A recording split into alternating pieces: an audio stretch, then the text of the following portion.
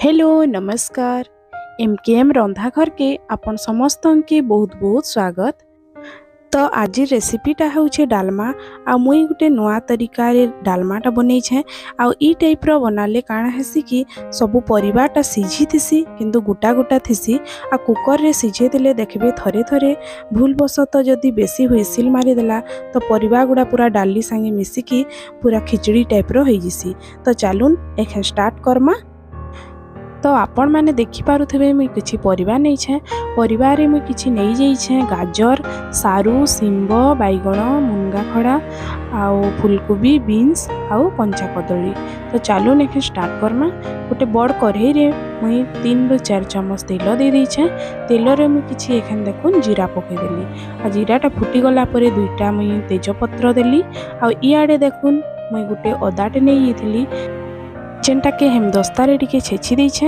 आउ जीरा आउ तेजपत्रटा फुटी गला परे मुई से अदा के पके दउ छे। अदा के भल करी भाजी दमा ब्राउन कलर हेबार तक। देखुन एखन पूरा अदाटा भाजी गलानो, तार कंचा गंध पले गलानो। तार परे आमे इथि पके दमा डायरेक्ट परिबाटा।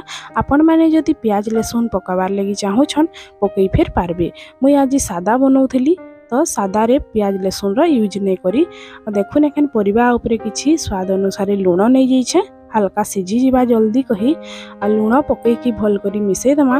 तार परे एखन इटा के हमें कवर कर दमा। कवर करी कि ना मझी मझी रे टिके घांटू थेमा। देखुन एखन इटा 2-4 मिनिट हे गलानो। हल्का एखन परिबाटा सिझी गलानो।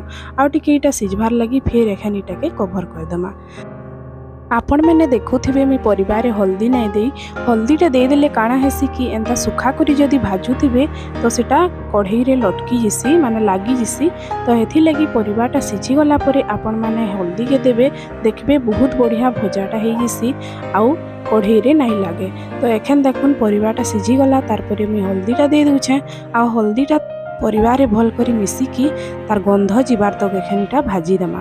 काजे कहले भल करी भाजी नहीं हेले कंचा हल्दी रो गुंडर स्मेल हेसी। आ देखुन एखन मुई आ टिके एटा कवर कर दउ छे। तो चालून एखन आमे जिमा डाली आडे। तो मुई किछि मुग डाली नै छे जेनटा कि कुकर रे हल्दी और लूण दे की एखन सिझे देबी। देखुन एटा मुई हल्दी किछि पके देली। तार परे किछि लूण दे दै छे। आगरु तो मुई परिवार रे लूण दै छे से जानि करी आपण माने डाली रे फेर लूण के नेबे। एबे इटा के मुई 2 रु 3टा हुइसिल लगे देबी।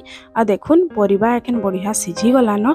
आ इथिरे एखन आमे पके दमा गोटे टमाटर। आ टमाटर के फिर छोट छोट करी मुई एखन काटी दै छे। फिर 1 रु 2 मिनिट टमाटर के देकी आ टिके कवर कर दमा।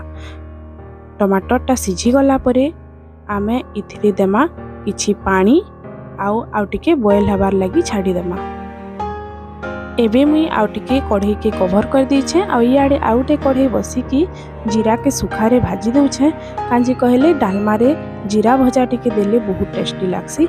आ जीराटा भाजी हे गला परे देखुन मुई एखन हेमदस्ता रे सेटा गुंड कर दउ छे।